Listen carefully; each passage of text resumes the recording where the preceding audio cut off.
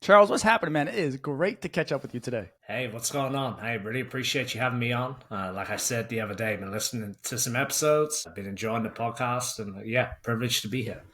And we're just talking. We're going to get into some weeds today, kind of challenge some traditional thinking around sports nutrition. I'm especially working in the NBA. Currently that's where you're at right now, but also the experiences that I've been fortunate enough to experience as well. So before we do that, for those that who aren't familiar with who you are, I mean, if you haven't checked out your book, please go do. But please give us a quick background, man. Like, what's your storyline? How'd you get here? Where did Charles Ashford land in Dallas? How'd you get there? Yeah, interesting story, and I feel like one I tell a lot. My original plan, as you may tell by the kind of broken English Texas accent, was to just come visit the States for a year out of my undergraduate degree. I landed at Texas Tech for a sports nutrition internship out of my undergrad, and the original plan was just to stay for a year to get some exposure before going back to graduate school.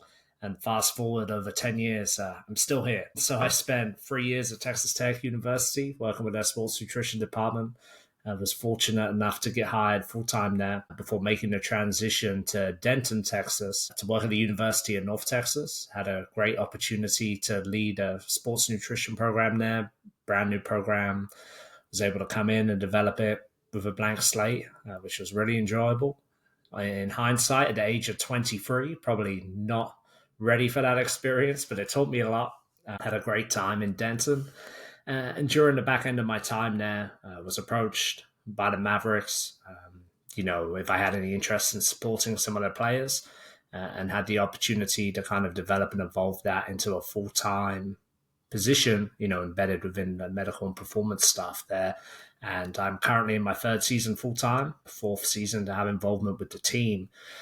And that's pretty much it, man. It was a 1 year kind of sabbatical, to come out and get some experience before going back to school. And, fast forward 10 years, I'm still here. And if I'm honest, I'd be very surprised if I go back. And what makes you stay? First off, what's making you stay here in the States rather than try and go back? I feel a lot of folks that come internationally, come domestically, work in sports, they eventually find their way back home overseas. What's keeping you here right now? This is going to sound kind of cliched for anyone outside of the US. A lot of people always say US, there's a lot of opportunity out there and the ability to kind of make your own way. We could get into this a little bit. I do think nutrition is still a relatively new discipline within sport, and especially elite sport. The NBA, for example, you and I spoke about a position about 5 years ago now, and at that time, full-time nutrition practitioners were very few and far between. And that's taken a big step forward, during that time period. I just think opportunity for practitioners in the US, given the collegiate infrastructure, the different professional leagues, are kind of here in abundance. And in the UK, there's very strong academic programs. A lot of the sports nutrition research is driven out of the UK. The programs are very popular, a lot of graduates coming out, but the kind of demand in the workspace is pretty low. The positions coming open, it's not like the US. So I feel like good job security out here in terms of being able to find work. And then I enjoy it out here. I like the weather. I like the people. It's just an enjoyable environment. I think if you work in sport, I definitely think the US is a place to be. I would agree. There's just a lot more to it here in the States because in comparison to when you have these international players come over, they just don't realize how big the United States is when they travel. It's like, right, like European or English Premier League. You think, oh, we're gonna get on an away trip, and they're just taking a 30-minute bus ride up the street. It's like here. Mm-hmm. There's no such thing as a 30-minute flight to get to the next city. So anyways, we can, rather than get down the dog days of, the challenges of working in sport, what I really want to jump right into, man, twofold is, talk about the book, Quadrant Nutrition, a practical approach for high performance sport, right? Co-authored it with a mutual friend of ours, Daniel Bove. Daniel and I had an opportunity to work a few times in the NBA together. So super excited when you guys put this book out.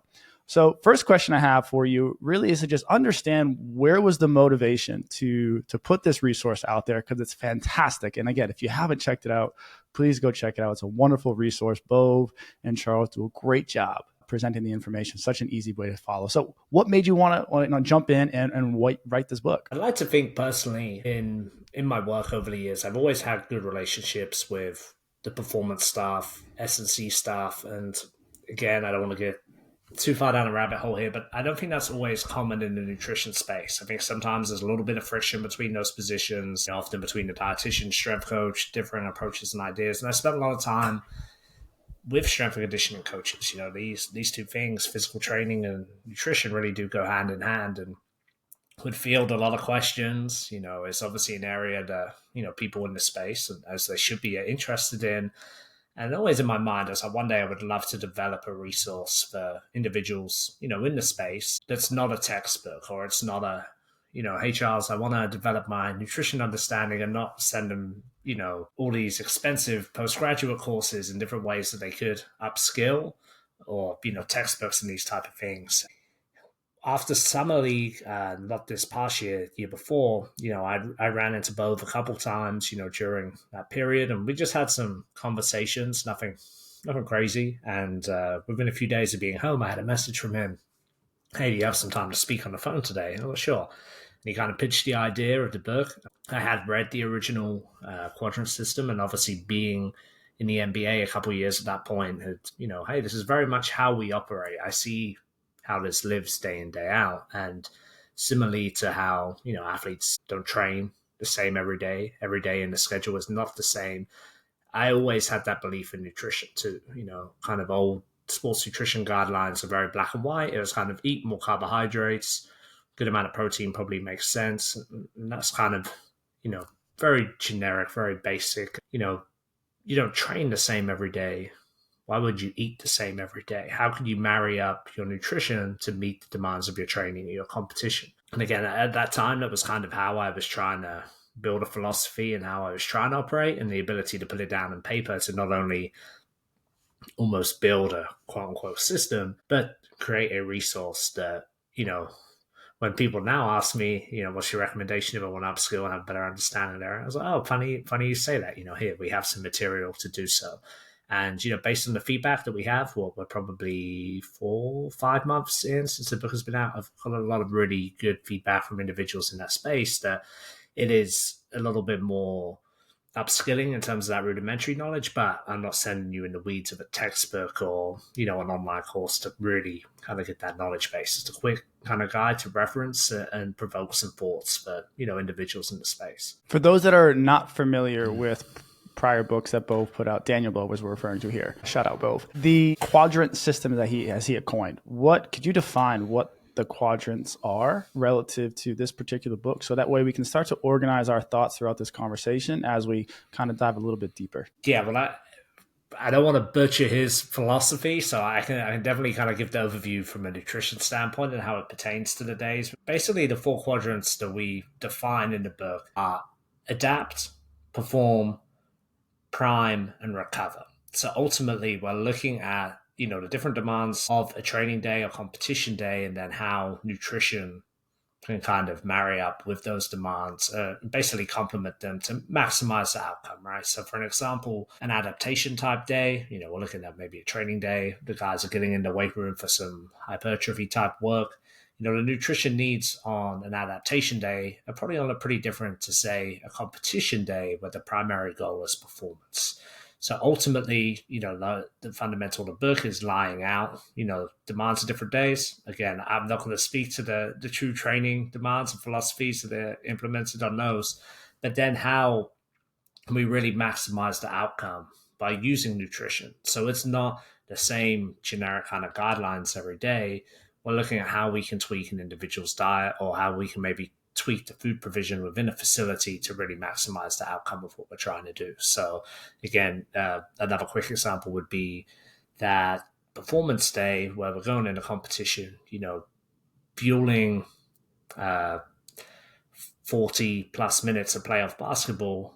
The food provision is going to look very different on a competition day as what it would on maybe on a recovery day or a treatment day, right? Where the guys are probably coming in, they're getting some table work, they're maybe getting on the court, getting a few shots up. The demands of the day look very different. So therefore, trying to build out a philosophy on how to, again, really maximize what you're doing on the court, off the court, with the food provision and what you're doing in nutrition. What I'm hearing you say is there's like some flexibility within the nutrition strategy, right? I think most of us often think, hey, like, and this is before I even jump into like religions of, we're not here to break down religions of diets or which you subscribe to, right? We're here to talk more from a sports perspective, right? But there's flexibility within how you are providing those nutritional interventions, whether it's the type of day that they're preparing for, whether what city they're located in, the amount of stress that they're under. Like, I love hearing you say adaptation, recovery, prime, performance, right? All these words are indicating, hey, what are our needs,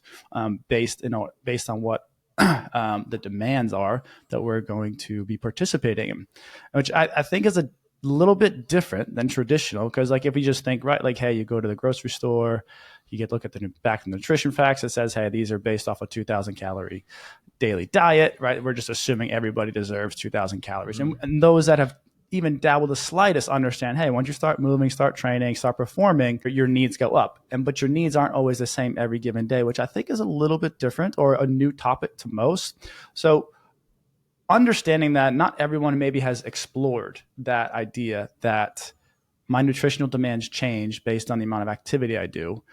How are you getting athletes to be able to start to consider that and recognize that we need to provide ourselves with the tools and decision-making process to be able to determine when there's more fuel needed, and when, hey, I'm not using this fuel or this food for a stress management situation, or just trying to, I'm bored and I'm eating, right? It's such a different, so many things that come into when we start talking about fueling and eating and nutrition and stress, right? So the question I'm circling around here, not trying to dance around, is how are you helping athletes, or not even athletes, right, folks? We have non-athletes that listen to this podcast. How are you helping people start to reconsider how they structure the nutritional interventions when they're trying to maximize performance or recovery, given the amount of stress that they're under? Yeah, it's definitely challenging in an elite environment, from a couple different ways.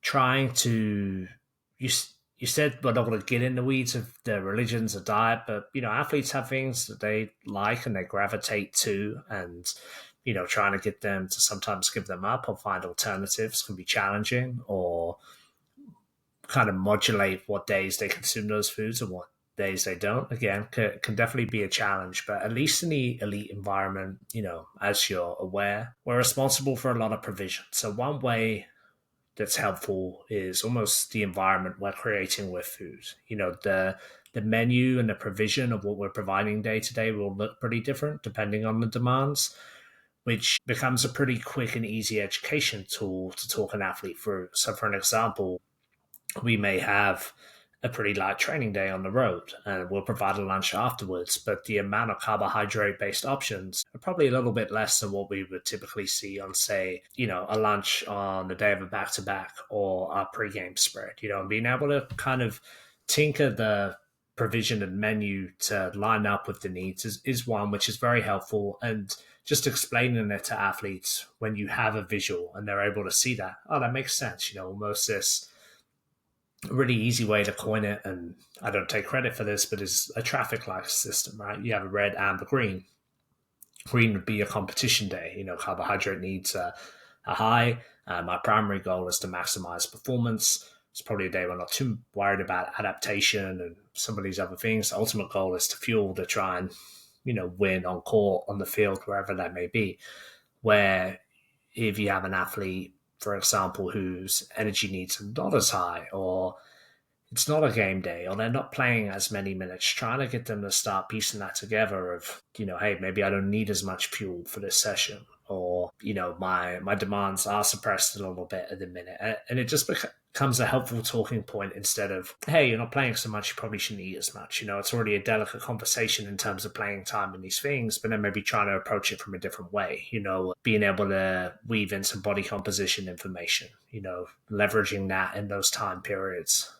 Perhaps you have an athlete who is injured, again, there's a fine line between fueling appropriately to support the rehab process, but at the same time, needs may be suppressed if, they may be limited in their ability to bear weight or, be on court or complete certain sessions, and just trying to almost leverage it in another way of what it is beneficial for, so, hey, perhaps we can reduce the carbohydrate and increase the protein here to, hey, this is a good opportunity to add some muscle tissue to the frame while we're in this period where you're spending maybe more time in the weight room on the court. And ultimately just trying to, at a given time, whatever the goal is for that athlete, how can you use food and nutrition to inform that? And I've found that's a really good way to just keep individuals engage, because it is pretty fluid and it's not, hey, here's your plan. I've devised this for you. It's in whatever application or software, and you can get it on your phone, or here's a printout, and it's probably never going to be opened again. And it becomes a constant kind of teaching tool and reminder for them of, you know what, the second night of a back-to-back, I should probably get up and go downstairs and eat breakfast because, I need to fuel up. I'm a high-minute guy. I need to check these boxes so I can be successful on the court tonight instead of just, you see what I'm saying? Trying to just, it's a constant tool for me to relay these messages to athletes instead of a static plan, which, is pretty hard to adhere to given the schedule, the travel, all of these different moving parts. It just almost becomes a teaching tool and a fluid kind of talking point with an athlete, as opposed to something which is really rigid and what they probably wouldn't follow anyway if that was the case. I'm going to throw a difficult question your way. I'm just going to see where it goes, right? When we talk about, you mentioned, we're dancing around the question of, what type of diets we subscribe to. And a lot of these perspectives on lifestyles or diets or nutritional interventions, right? However we want to label it, they tend to revolve around, one of the first principles that they tend to revolve around is just the breakdown of macronutrients, right? Macronutrients being protein, carbohydrates, fat. With this flexible planning within the Quadrant system for nutritional interventions, I am imagining that those percentages are going to fluctuate irregardless of what type of lifestyle you subscribe to. And so the difficult question I want to throw your way, if it's possible, if you have the answer, if not, rough estimates would be fantastic, just to give us an idea to really illustrate a practical tool here is, let's say, hey, it's a game day. I heard you say, hey, our spread is probably going to have a little bit more carbohydrate. On maybe a treatment day, like I believe today was for y'all, we're going to have this type of our spread. Are you utilizing any sort of percentages of those three main macronutrients that can help guide some of our listeners to just even start considering, hey, this is what I should be aiming for, thinking about on a high stress day. This is what maybe I should be pivoting on and adjusting when it comes to a low stress recovery day? Yeah, I think a kind of pretty general recommendation would be on that kind of game day, competition day that we're referencing, would be about 50% of a plate being a carbohydrate source. This is something we try and visualize in the book. Is just a pretty simple graphic of a plate breakdown. And again, this alongside the traffic light has been a pretty helpful teaching tool, so we're going through the line, we're building a plate, we're looking for half of that plate to be, starchy carbohydrate sources, probably 25%, both quarters on the other side, we're getting some veggies in there, and we're getting a solid protein serving. So ideally on those days, pretty much every feeding opportunity, that is how we would like a meal to be built. And again, the graphic or even building a sample plates is a nice visual for athletes to start to conceptualize of what they should be doing for the given day. We flip it the other way, when then maybe that carbohydrate need is kind of our main dial which moves, right? I think for the most part, protein, stays pretty consistent regardless of day. And then, fat can sometimes change, depending on what athlete is at that moment in time and what their individual needs are, what their body composition goals are. But for the most part, we would have a minimum fat target, but then it's just the carbohydrate gauge, which is varying. So that could be anywhere from maybe just a quarter of a plate if it's a pretty light day. It may be a third if it's an adaptation type day. And again, we try and build these images and plates and graphics to just get an athlete thinking. And it's a pretty simple tool, because if I tell an athlete, well, hey, it's a game day, we should get closer to 5 grams per kilogram of carbohydrate. Well, that's not helpful, right? That's not helpful for an athlete to try and start piecing together what that looks like in food. And again, just having some simple visuals, whether that's image of a plate, a sample plate, or again, utilizing the traffic light system has been really helpful. Could you elaborate more on the concept of providing visuals, whether it's in the meal room, whether it's in the training room, the treatment room? I think I may have an idea of what type of visuals you're referring to, having just been in the space, but not everyone has. So I'd be really keen to learn a little bit more. But when you say, hey, providing visuals to provide education to help the athletes, right, not have to do that math of 5 grams per kilogram, right? That may be simple for you because, you grew up on the metric system, but the imperial system, a little bit different here on the stateside. So could you just touch upon more on, or elaborate more on, what these visuals are and how they're impacting the decision-making for athletes? Yeah, super simple. could literally be a picture of a plate, and you're going to have the plate broken up into different sections. For the carbohydrate section, there will be examples of different carbohydrate based, starchy based carbohydrates filling up that space. Obviously, fruits and vegetables, pretty self explanatory. And then the same thing with the protein source. And those plates, the breakdowns will look different. And with that, there may be some information behind, hey, today's competition day. Carbohydrate is your predominant source of fuel that fuels, high intensity actions and everything that you're doing on the court tonight. Let's make a conscious effort to increase carbohydrate intake today. And that will be a graphic which is by the buffet line. There may be a visual representation of the foods on the buffet line, and that actually built on a plate so an athlete can see live in the moment of, okay, that's kind of what I'm going for. How can I best replicate that in my own decision making and choices? Again, it doesn't always mean that the athlete is going to follow that guidance and visual, but it is kind of a constant reminder of what that breakdown should look like, given the demands of what they're fueling for. And you can find these online. I believe the US Olympic Committee was kind of the first to put them out. They're pretty, I'm sure most people have seen, once you've seen them, you'll recognize them. And I want to say GSSI kind of made some nice looking visuals recently. And again, if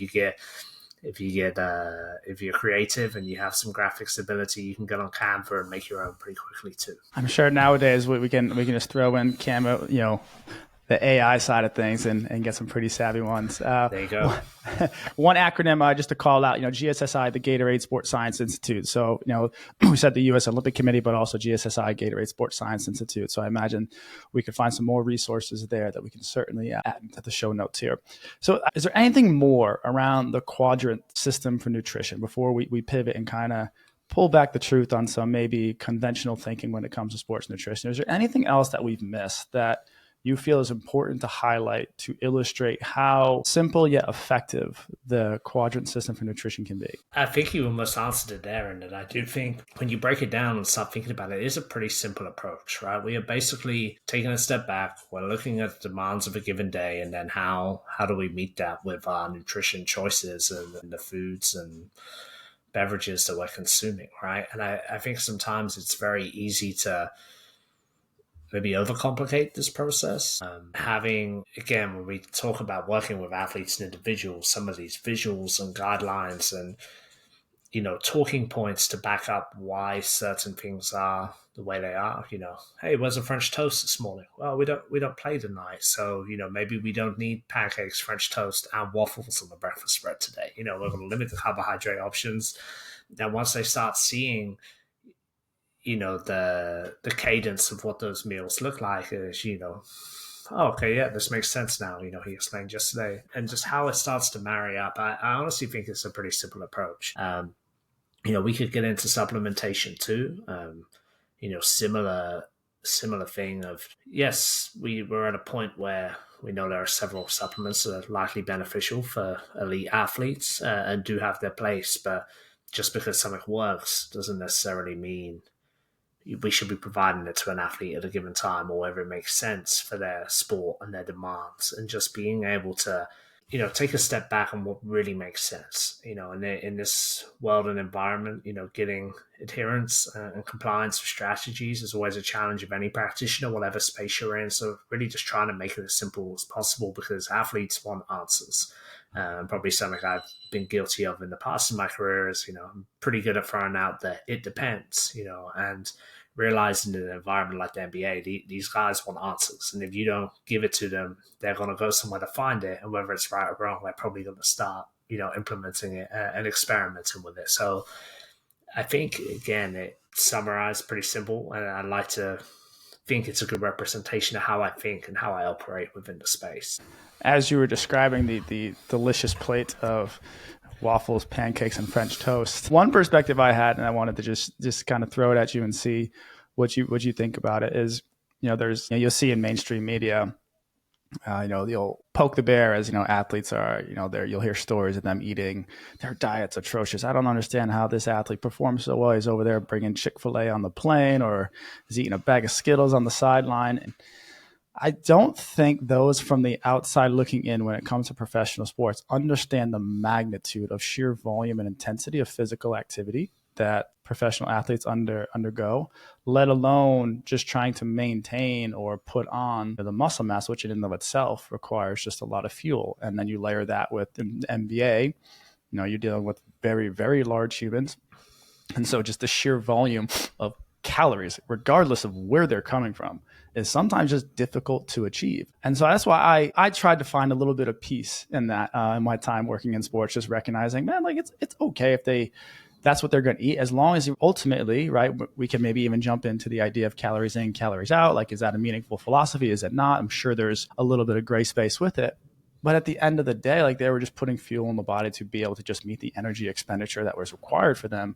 Like you just talked about, potentially playing 3 games in 4 nights in 4 different cities, right? 3 different cities. So the question I have for you, the perspective is that something you've observed too, where irregardless of the food, sometimes it just comes down to just making sure they get the calories they need, if that's even just the win that they find, right? Have you observed that as well working in sport? 1,000%. And I think a lot of times my coworkers give me a lot of stick for this one, but a common saying of mine is majoring in the minors, right? Like, a number one foundation when we look at nutrition is meeting energy demands. So again, kind of going back to the quadrant nutrition approach in itself, we're looking at meeting the demands for a given day, right? If you reference an athlete trying to gain weight or put on muscle, we know we probably require a small caloric surplus in there to achieve that and drive that, right? The body just doesn't want to lay down additional muscle tissue. It's pretty happy with where it is. There needs to be an additional stimulus. There needs to be some additional fuel to, kind of ignite that process. And it's not going to look perfect. If you have a 240-pound athlete who is trying to add, tissue to their frame, but they are also practicing a couple hours a day, they're playing 4 times a week, the energy demands, they're pretty high. And yeah, I think sometimes people are like, man, how can these guys not eat, perfect meals at every opportunity? They have all the resources in the world, they're private chefs, X, Y, and Z, but it's pretty hard to eat 4,000 calories plus of chicken and sweet potato and vegetables, right? So yes, we want to focus on nutrient-dense whole foods to make up the majority of the diet to kind of really get our bang for the buck, right? Are we meeting protein targets? Are we getting enough fiber? Are we getting enough micronutrients from food? But sometimes there is a little bit of wiggle room and space to include some of those other foods, which most people probably think are off limits for an athlete. And again, we've referenced this multiple times now, for us, on competition day. I actually had this conversation with an athlete the other day. Like, man, I'm surprised that we have these certain foods on the buffet line. We're again referencing French toast, pancakes, these type of things. But it is almost like those competition days, you probably see some things you wouldn't see every day, right? So we have multiple carbohydrate options at breakfast. We may utilize some carbohydrate gels or chews, which are basically glorified candy, right? Where those are probably not typical things that the athlete consumes on a day-to-day, but to meet some of those carbohydrate fueling targets, sometimes those kind of macro-based sports foods, given the context, make a lot more sense from a gut comfort standpoint, from an absorption standpoint, just from an ease transit, right? Instead of a athlete eating, again, sweet potato, oatmeal, some of these other foods, which there's other things going on beyond the carbohydrate, right? The fiber, what we're adding to it from a fat content, and now you got an athlete having GI issues or, not feeling ready to play. So there's definitely nuance in it, and I think that's something that a lot of people, when they observe these things or they see stories come out of professional sports, like, oh, I can't believe they're doing that. And don't be wrong, there's definitely some interesting habits and things I've seen in my time, but for the most part, having the ability to look at it with a little bit of context and nuance is really important. There was one statement you mentioned, the idea of, hey, it's really hard to potentially get 4,000 calories eating sweet potatoes and baked chicken the whole day. And along that same line, one observation I've had working in sports, and still see it kind of to this day, is when athletes explore the idea of eliminating animal products from their diet or subscribing to a particular method, nutritional intervention or methodology that really restricts a particular type of food. And usually that particular type of food tends to be higher dense in calories. And they're just saying, tended to see this trend of whenever those inflection points happened, they would try to make it work. And then all of a sudden their weight started dropping, energy demands, like they're just like more sluggish. And the question just would ask, like, did you just eliminate so much high dense foods, high calorie dense foods that you're not even meeting the basic energy demand, irregardless of the lifestyle that we're trying to pursue? And it was just a perspective I notice, and it just tends to see like that's why like the idea of sports nutrition and having more robust options within the meal plan tends to be more successful, at least in the NBA, because of how much activity. Was I missing something? Do you feel like that was a similar observation you've had, or was that maybe, hey, I might have been just in a silo there? I don't think I would experience the same thing either. 100% agree. I think a good example of that may be, the vegan diet. I probably a little bit before my time in the NBA, but it was something that became incredibly popular. A number of players subscribe to it. Word kind of gets around. Athlete X is doing it. He said it's amazing. I want to give it a go. A couple guys in the locker room get talking, and it gradually spreads amongst the team. But now, at this time, I feel like it's something you don't hear about as much. It's kind of died out a little bit. Similar thing, right? Eliminate predominantly carbohydrate, higher fat foods, the processed foods.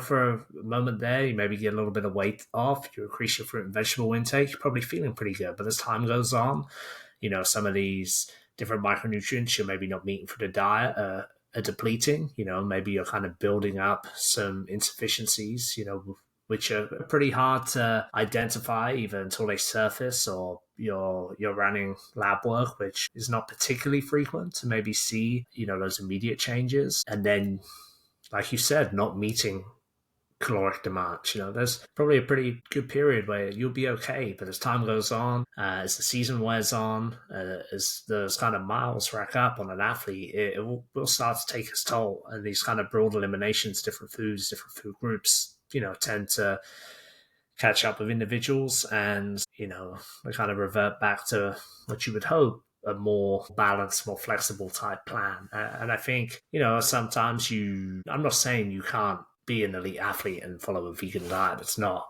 hopefully listeners think that's what I'm trying to get at. But, as practitioners, it's our job to support them. If this is what you truly believe and want to do, we'll find a way to help you navigate it and do it best we can. But, a lot of times I don't think athletes quite realize the level of diligence and different, areas you would have to pay close attention to, or additional supplementation you may have to take on to make up some of those gaps that you're not getting from the diet and from the foods that you're consuming. So, no, I definitely agree. And I would like to say, for the most part, I think some of those trends have died out in elite sport. And again, being able to have this messaging of, certain foods are not off limits. Again, we're going to go back to it. What does the day look like? Is this something that you can justify the day? Hey, it's a higher calorie day, big game day, maybe you have off day tomorrow, you don't have a lot of training. Sure, these are some foods you like to consume. Maybe today is the day to do it. In kind of building out that plan, everything is viable and can fit in somewhere, but it just takes a little bit of thought and planning to do so. It's a great observation, because I agree. And I was actually talking to someone about it the other day, and a lot of times I get questions like, hey, we working with any kind of individual specific needs? No, for the most part, guys, I think we've kind of gone around in that circle where we're kind of back at the beginning, and guys have worked it out for themselves. It's almost, you just got to let them figure it out on their own. It's like, oh yeah, we can try this. Absolutely. How can I support you? And then, like you said, they make that journey, and then eventually they come back around and kind of go to the things that have tried and true. And that kind of leads me into, an area I want to explore with you of things that are tried and true, and potentially as we continue to grow as an industry of sports nutrition and dietetics, and also just more and more information and resources become available, like conventional thinking, are there things we need to potentially pivot on based on some of your experiences? So I kind of have an open-ended question for you. Take it where you like. But are there conventional thoughts that you feel like you've pivoted on in your career recently as it comes to sports nutrition? Yeah. There's definitely one, I would say maybe in my mind a little bit similar to the vegan diet, and that's maybe the supplementation of collagen. That was a big one that We were very quick to jump on, to say 2 to 3 years ago now. I remember during my time in college, it was almost mandated by one of our position coaches that all of our skill positions had to be consuming collagen, before practice. This was the save all from tendon and ligament injuries. And I think now I would like to have a little bit more exposure to some really good performance coaches and getting to work with some different, what I consider experts in the space that, perhaps it's not the savior it was initially kind of laid out to be. I'd like to think of it as almost a complement to the training, right? Are we athletes loading sufficiently? Are they, putting the tendon and ligament in those positions under load to, really endure the stress of team sport, whether that's a soccer athlete, a basketball athlete, and, you can consume all the collagen you want in the world, but it doesn't necessarily translate to robust tendons and ligaments. Same thing if you look at the intake of dietary protein. Yes, we know high protein intakes are warranted for athletes, but you can consume as much protein as you want without that stimulus or resistance training. You're not just laying down slabs of muscle tissue by ramping up your protein intake, right? So I think that's definitely a full process on collagen, and we've had a few papers come out of some really strong protein labs showing that it maybe is not increasing connective tissue synthesis, and having an understanding that increased markers in the blood or the appearance of, collagen in the blood is not necessarily translating to stronger tendons and ligaments. So I think, again, just having that nuanced thinking and how does your supplementation or the things you're doing complement the training, whether that's sport-specific training, whether it's the resistance training, what athletes are doing from a prehab and rehab standpoint is definitely one I've pivoted on a little bit. I'm not saying does that completely disregard it for me. No, like do I think it will hurt? No. Could there potentially be some benefit in conjunction with loading? I do still believe that, but again, just this immediate thought of ramping up collagen intake is going to lead to more robust tendons and ligaments is definitely one that I pivoted on a little bit myself, and especially in an environment where, again, my co-workers don't like this one, but you only get so many bullets with these guys, right? It's another thing if you're chasing an athlete down, hey, you didn't take your collagen today, or can you take this? It's at a given time, one of the most important things. If it's an athlete returning from a tendon or ligament injury, then yeah, maybe certainly not going to hurt. There may be some upside and benefit. Let's put it in the mix. But if you're already asking so many things, and it's another thing in the mix that I can't truly hang my hat on, I've had a hard time of doing that. And I think, again, now being fortunate enough to have a few years in professional sport, it's just always that conducting that needs analysis of what is really important right now. So it's definitely one which I think the field was very quick to kind of promote and really push. And, I think still maybe is the case, but me personally is definitely one which I'm not fully disregarding, but one I've kind of changed my thought process and philosophy on. Wow, I have so many follow-up questions. So I hope you're ready for it. So I want to jump into the weeds a little bit on this, because this definitely I would agree is something I would be pivoting it on. I have not spent nearly as much time into the literature as you have around topics like this, especially not working full time in basketball, dealing with a lot of tendon injuries and ligament injuries as much anymore. Whereas, like you said, for the moment I came into the NBA back in 2019, it was get your collagen drink on the way in, right? It was almost as standard as, putting your shoes on, right? And now what I'm hearing you say, hey, potentially some new information has come out. So I think for you and I, and maybe second nature to understand a little bit of this background of why collagen supplementation became such a stronghold for tendon health and ligament injuries and connective tissue. But for those that this is the first time they're hearing about it or have, only scratched the surface, could you potentially give us a little bit of the history of how collagen supplementation became so popular and backed by some good science then potentially then, and then as we continue to put out more information and evolve, we're at this point now that you just described as, hey, is it really as good as we once thought it was? So could you kind of take us through that journey or that history of collagen supplementation as it relates to tissue health and connective tissue? For sure. And I will preface this, I'm not a collagen expert, but I'm going to give my best kind of interpretation of, how it informed my full process and the information, I consumed in that time. And again, as I mentioned, not fully ready to disregard it, and definitely something I'm happy to walk back on when new information comes out or be proven wrong on, but I'm going to give my best interpretation of this. So again, I think time-wise, you're about right. Around 2019, there are a couple of research papers, one out of a pretty prominent lab that has done quite a lot of the collagen research, and another from, I want to say, Australia, kind of looking at the provision of collagen supplementation and showing,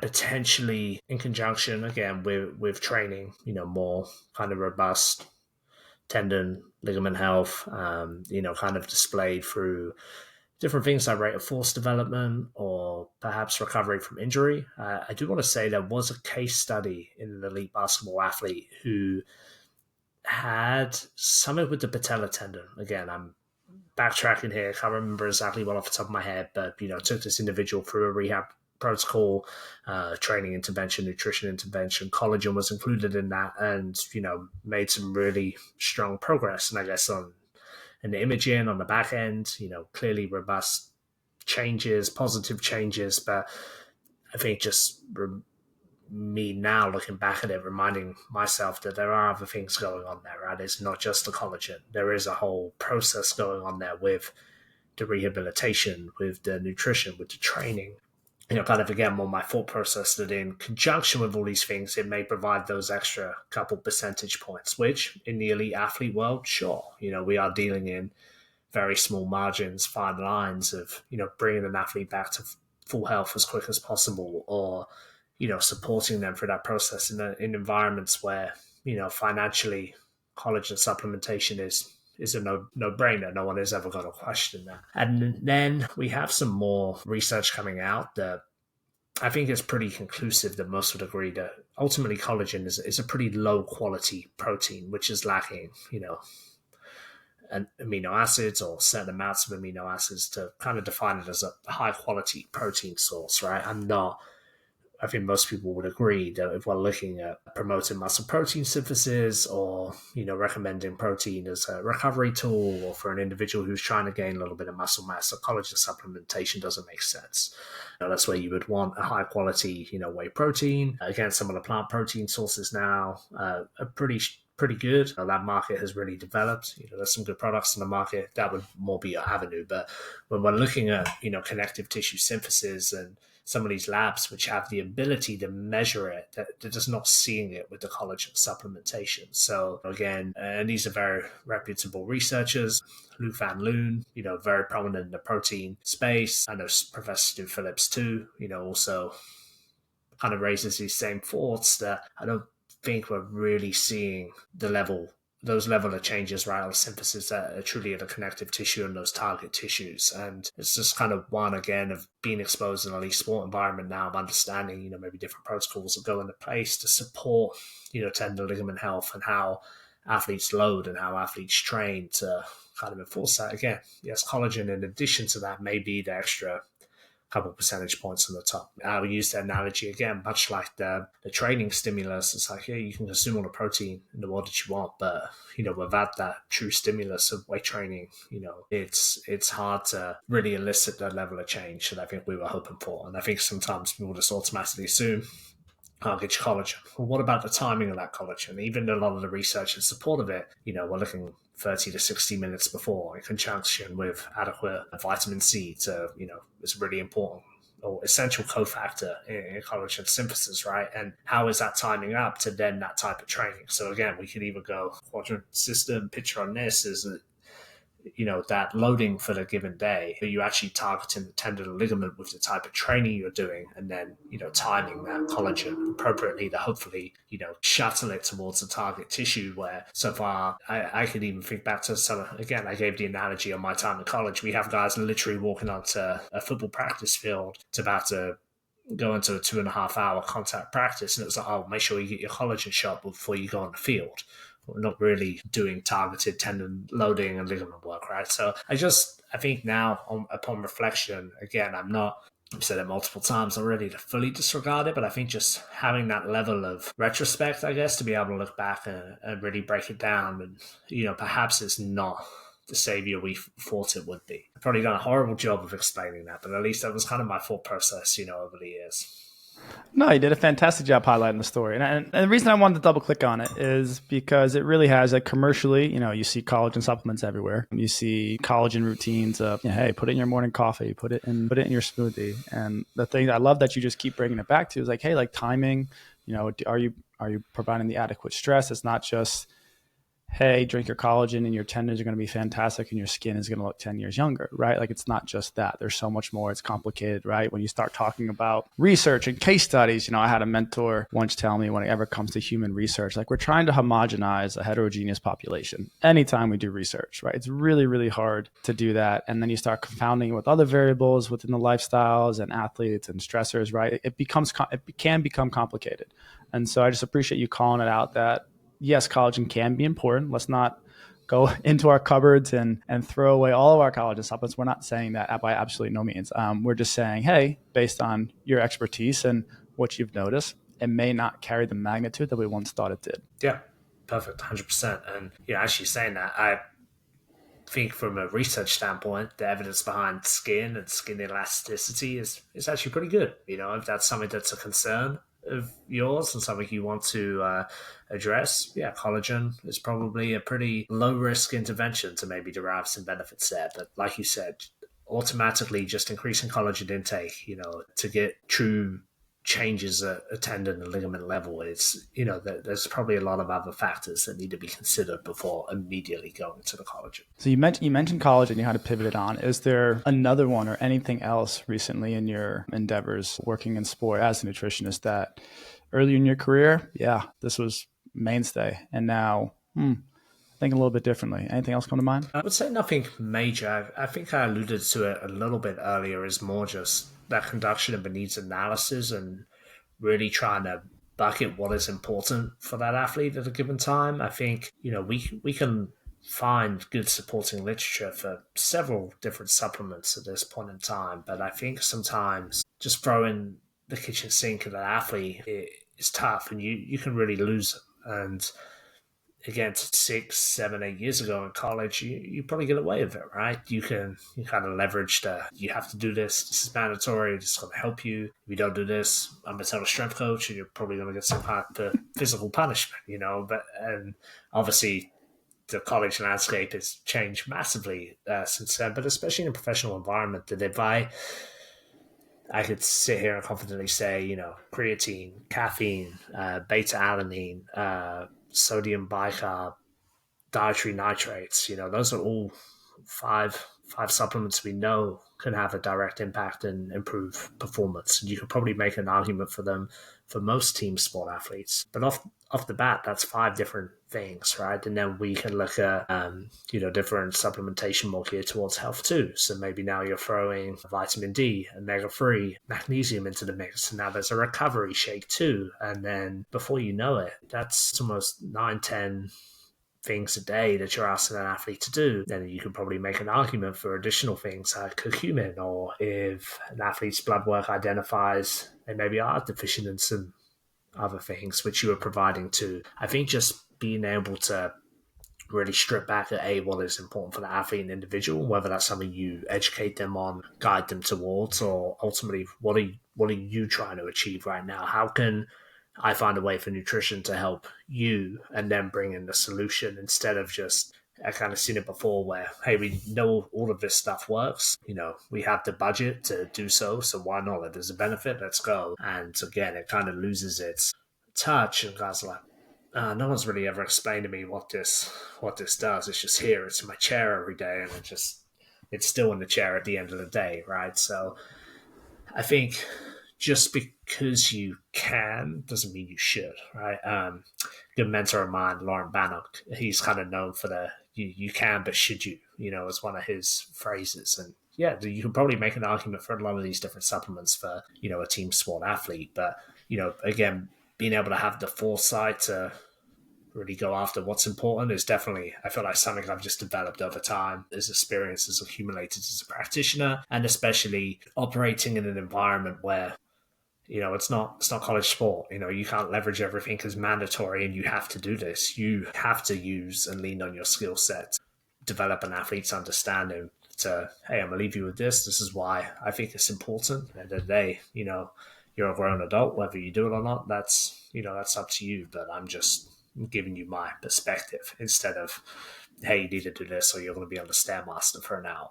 That's that, again, just having that nuance and, the ability to try and really zero in on what is important at a given time. I once had a colleague tell me, she was a well-respected dietitian, and she says, yeah, Americans have the most expensive urine, as we just pee out all the supplements that we subscribe to, right? And it becomes overwhelming, right? We spend, you labeled very quickly, 9, 10, 11 different supplements that are tried and true, right? Very advantageous, all of those. I would agree with some of them are new to me. Most of them I've heard of them before. And you're right, they've been around because they work. But then the question becomes, right, should you? And then even beyond that, it becomes, well, how do you even decide should you or can't you? And so where I find peace in those difficult decisions of how much should I be doing, what really matters, is this really going to move the needle? How much is it going to move the needle?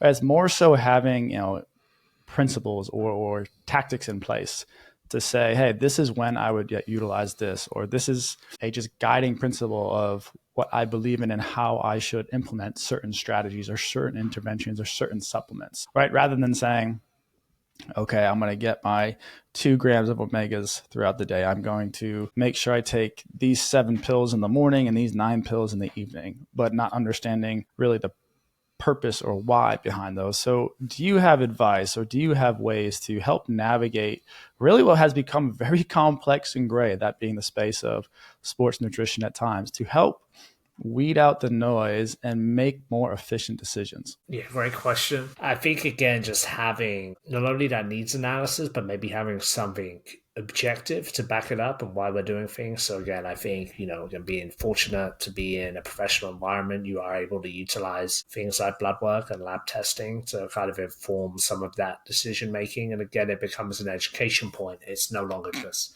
hey, here's your 5 or 6 pills you need to take today. Hey, it's based upon, your individual sample and testing. These are some things we've identified as maybe important to you.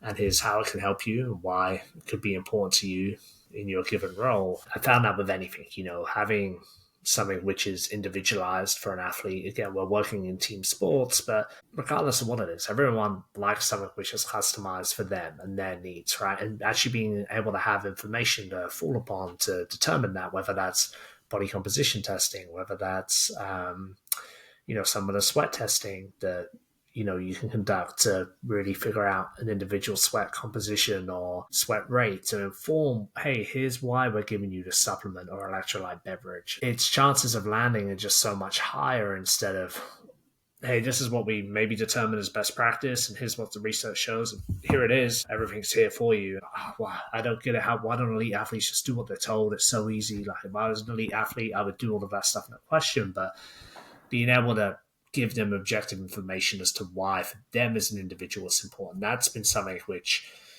maybe didn't have the ability to do when working in the collegiate space. Unfortunately, if you're working in again, times have changed. I'm sure the power programs are, but I worked at a mid-major university. I didn't have access to individually test, athletes' biomarkers and blood work to really try and dial in individualized protocols or have those talking points. We had a pillbox on the wall with everyone's name on 100 different trays, and everyone for the most part got the same thing. And it's when you're in that environment now where, athletes, I think, sometimes get a bad reputation of, like, as I just mentioned, oh, why would they do that? It just seems so simple. But being able to show them that individual information and why, and explain why it's important, I've just found it's helped land it so much better. And for the most part, when you can break it down like that, it's sure, no problem. That makes perfect sense. So just taking the time to, educate them and deliver that message. There's one, I want to just briefly touch upon labs, but then also just one perspective that's come up in my mind throughout this conversation. I just want to call it out. You said it's, athletes sometimes get the bad reputation. Why don't they just do that? I think what's often lost, looking from the outside in, and not even looking outside in, just think about like how much stuff is going on in everybody's lives. We're all going through something, and there's so many things you could do, and there's so many things that you're being pulled in different directions, right? and particularly with an athlete, let's just ask you, how many people are on your staff currently this year between just health and performance? Off the top of my head, 12. So you have 12 health and performance, and I imagine you have an equal amount of coaches as well. And then you layer that with personal agents, business managers, front office executives. I would imagine we could probably sit here and count easily up to 20, 25 personnel that may interact with an athlete or an individual on any given day. You think that's a fair statement? Yeah, 100%. Imagine every single one of those people is asking that athlete to do something or telling them to do something without purpose, without intention. I was being told all those things. I say, man, there's all these people saying these things. Show me the money. Okay, I have to make sense of all this, right? There's so much coming at me. What's really meaningful? I'm only going to choose a few of these things, right? Somebody, please give me purpose, principle, reason as to why I should do that. That I think is often lost in the sports space, but also like just pulling it back to everyday life. Like I think we all get lost in our own weeds and all get lost amongst the chaos of our own personal lives that we fall off the rails too. And so I think the expectation that you've alluded to is unfair because the reality is if we all looked ourselves in the mirror, we probably wouldn't be able to say the same thing. But with that, pivoting from that, I heard you mention labs, and I don't want to jump into labs and I don't want to jump into the nuances of it because you're right. If you can't measure it, you don't manage it. Excuse me there. And nutrition, I always found, is a difficult space because the adaptations that you're pursuing, let's just skip it simple. Let's just talk about body composition. It takes time, right? Probably more time than other adaptations when you start talking about injuries or performance, right? Someone going through rehab, chances are you can kind of start seeing changes in 1 to 2 weeks, maybe in a couple of days. Performance, same thing, right? You start talking about neural adaptations, you get those changes. But when it comes to the nutrition space, I always felt or had empathy for folks like yourself because the changes you're after take time, right? If you're going after labs, those could take anywhere from, red blood cells are turning over every 90 to 120 days. So you're probably erring on every 3 to 4 months. You're looking at labs and seeing if you get an adaptation. So it's tough to find merit in that. So I share this perspective from me and recognizing the work that you do is difficult and calling out that if you need to measure it, I also want to say publicly now, there's a lot of good resources out there to be able to get some pretty in-depth things. And I just went through, I get no affiliation, Function Health, you pay a flat fee. I just get to go to any lab I want in the Valley and I get 109 blood biomarkers. And now I know how to fine tune any sort of supplementation that I want to do, which is important, right? So relative to all of everything I just kind of went on a soapbox there and I apologize there. Let me bring it back to you and ask the question, labs, how can we start to utilize labs and utilize blood work to help guide some of those decisions that influence how many of those things we want to participate in? Yeah, and I think with something like that, you mentioned 109 different biomarkers. I think even sometimes it doesn't have to be that robust, right? That we are still looking at sometimes this marks of general health and wellness. Like, for example, LDL cholesterol. For the most part, immediately off the top of my head, it would be like, well, what's its correlation to performance or making the athlete perform better? But for the most part, we're looking at, this has always been something I felt from a philosophy standpoint that a healthy athlete will recover better, will sleep better, and have the ability to adapt to training better and ultimately perform better. So I think a lot of times when we think labs, the immediate thought is, well, where can I make up for any deficiencies or something which is insufficient with supplementation? But, LDL may be an example where, hey, maybe we need to make some dietary choices, Yes, there would be uproar if I removed bacon from the breakfast buffet, but maybe we pull back on that. Personally, I don't have any strong feelings towards, red meat, but maybe we limit the amount of, fatty cuts of meat you're consuming. Maybe we consume some more seafood and make those changes. Obviously there are some pretty relevant markers that most individuals in sport conducting blood work would look at. Vitamin D is obviously a common one.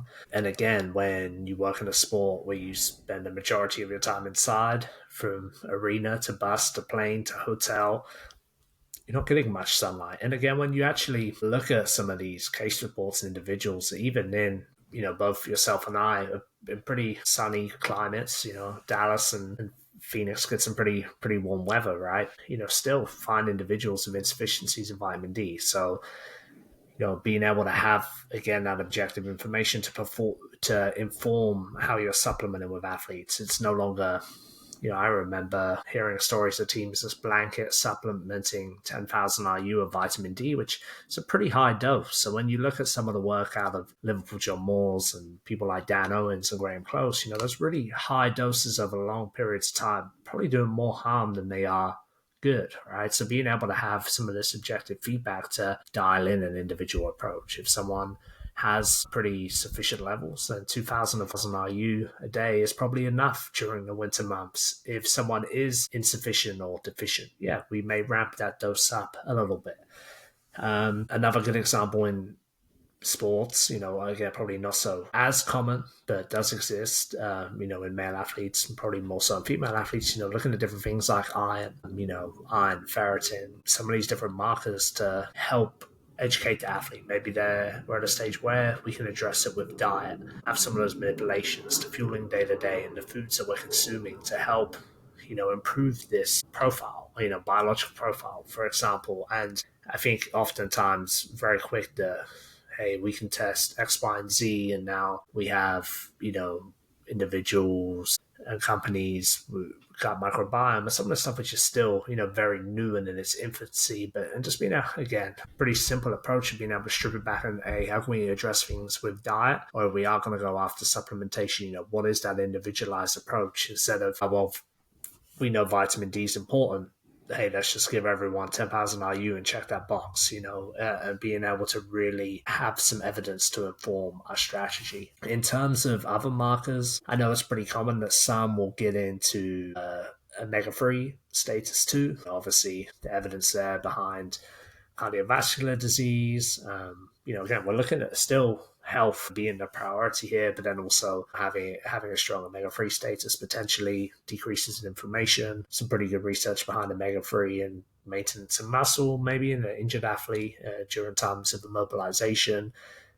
Again, could address it with diet, in elite athlete populations. If you can get a couple quality cuts of fatty fish in a week, we're probably checking that box. But again, not every athlete likes to eat fish, especially I think back to my time in the collegiate space, we supplemented all of our athletes with omega-3 because college athletes were not going out and buying wild salmon and cooking it in their dorm room, right? So again, just being able to have that nuance, and again, are we able to address it with diet? If not, supplementation definitely has its place. And again, that's where blood work and lab work can be helpful to inform that. And again, I'm referencing the Liverpool John Moores group, but they published a great paper a year or two ago, food first, but not food only, right? So we're looking at, most nutrition practitioners would agree, hey, food first, we're looking at diet, but it doesn't mean it's food only, right? I think that kind of food first approach has become a little bit outdated. Thankfully, the last decade or so, where people realize that supplementation does have a role, but there should be an informed step process as we get to that point. Man, that was brilliant. I appreciate you highlighting a few of those key markers. And again, if listeners are tuned in and you're just used to your annual lab panel that you get from your PCP and you get you get the basics there are definitely some things that Charles has highlighted that, hey, if you're not seeing these on your reports, maybe you do start to consider those. And like you said, trying to create a environment that just promotes overall health would entirely help improve performance, more so perhaps on the recovery side or the ability to tolerate stress, right? Allows them to be a little bit more resilient if the rest of the system is in check. So that was fantastic, man. And I feel like we could just keep going on and on here, but I want to be mindful of your time, man. This was fantastic.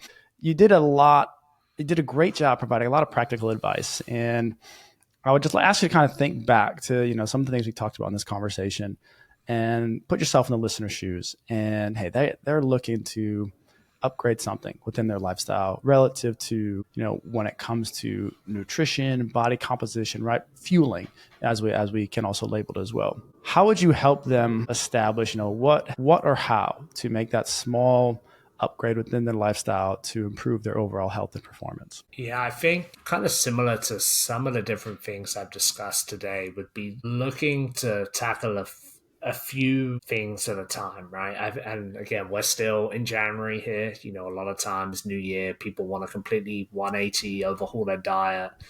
this is the year where I get all of this right. And most people bite off more than they can chew. It's too much in one go, and pretty quickly revert to the same habits where they ended the previous year. I think looking to identify some different areas and small daily changes that you can really get after and then build upon, right? And that may be, three real simple ones for me. If I'm talking very rudimentary, general population would be hydration, number one, right? Let's try not to drink our calories. Let's just try and eliminate sugary beverages, the frappuccinos, the juices, the sodas, and let's drink plenty of water, right? Most individuals are probably walking around chronically dehydrated. We know that implication of perhaps feelings of hunger. Maybe you're not actually hungry, maybe you're thirsty. Increasing the fluid uptake. Second one would be, looking at getting a quality protein source in at every meal or every feed,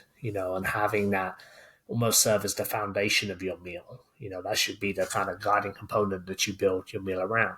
And then we can maybe layer in the same approach, right? If you're a sedentary office worker, your need for additional carbohydrate is probably not particularly high. Perhaps you're going to train in the evening. Maybe you have a small carbohydrate snack before your training session, and then you can kind of refuel that training in the evening alongside your quality source of protein. You get a little bit of carbohydrate in. So again, I think this is where sports nutrition actually has some really good guiding principles that most people could take and apply to their day-to-day life.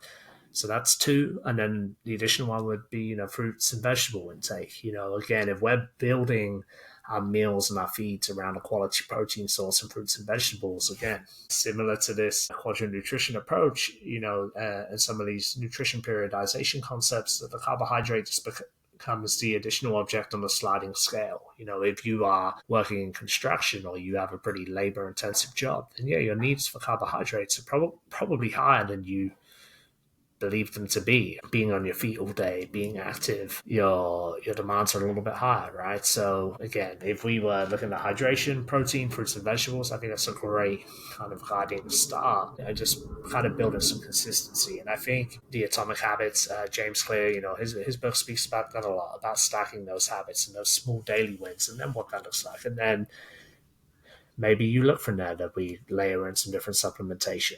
Hey, I'm achieving these different things. I'm seeing some progress. I think there's obviously levels to it, but I think sometimes people, again, I'm going to use it again, this kind of majoring in the minors is very common right now. We've had certain food diets banned here in the US, and people are like, yes, like, this is a huge win. This is massive. And it's like, in the grand scheme of things, good, yeah, the quality of food provision in the country, looking at improving that, the techniques and the processes we go through to get to that endpoint, sure. But, most people are still massively overeating every day, and there's still fast food available on every corner. There are some bigger foundational kind of guiding principles in the problem here than one specific food diet, right? And I think sometimes people really want to find that magic pill or the nuance of this was the reason all along why I couldn't achieve my goals and get to that. And I think small steps, consistency, and that would be the same thing from a training standpoint, right? You don't have to do an hour HIIT class every single day to get the results. Maybe it's going outside and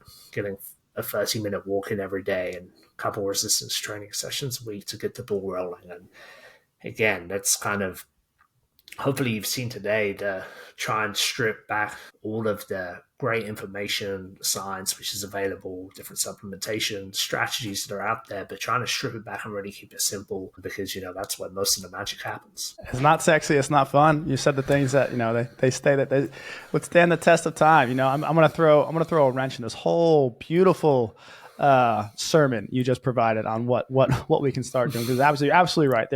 You nailed it. But then you have a little friend, come walk through, and they've got, you got the Ozempic that comes through, and it's that magic bullet right now, right? It's that magic bullet that's helping with a lot of health concerns for folks, and those several folks that are on it, and quite frankly, are having great success with it. So, hopefully, we continue to have tools. I think that's a tool, right? Things like an Ozempic, or I forget the class of medication that's slipping my mind right now. But you have those that come in and help get the process started to give you some wins and find some success. Yet ultimately, everything that you just alluded to, chances are, are also part of the overall plan as well. So, man, this was fantastic. I know you are super busy with the NBA schedule. That is one thing I respectfully do not miss, the crazy travel and long nights and late nights. But I am very grateful for your time today, man. Thank you so much. We talked a lot about the book, a lot about the work that you're doing. Could you just point listeners in the direction to either get a copy of the book, learn more about it, and then also get in touch with you? 100%. I believe the book is now available on Amazon. To make it a little bit easier for people to find. So if you just search Quadrant Nutrition on Amazon or Google, it should be one of the first links to pop up. And if you want to get in touch with myself, I like to think I'm relatively active on LinkedIn. So obviously, if you just search Charles Ashford on LinkedIn, it should pop up. I really do try and get back to individuals who reach out. If you have questions or if there's anything you want me to elaborate on that I spoke on today, happy to do so. Well, perfect. We will put all that in the show notes. And Charles, man, it was great to catch up. Thank you again for your time. And, I hope you guys continue to have success this season. Adam, appreciate it. It's a pleasure.